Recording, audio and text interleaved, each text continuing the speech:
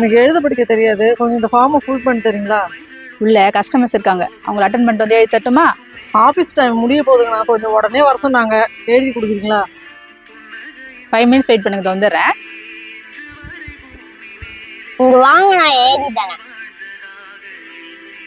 சின்ன பிள்ளையா இருக்கு, ஃபுல் பண்ணுவியா?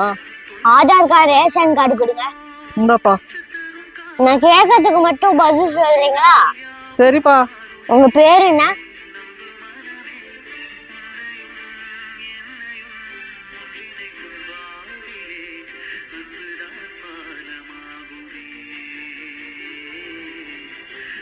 எனக்கு தெரிஞ்ச வரைக்கும் ஃபில் பண்ணிட்டேன். என்னங்க? ரொம்ப தேங்க்ஸ்ப்பா, நான் வரேன். என்னப்பா ஆதார் கார்டு ரேஷன் கார்டை பார்த்து ஃபார்மை ஃபில் பண்ணிட்டு இருக்கு?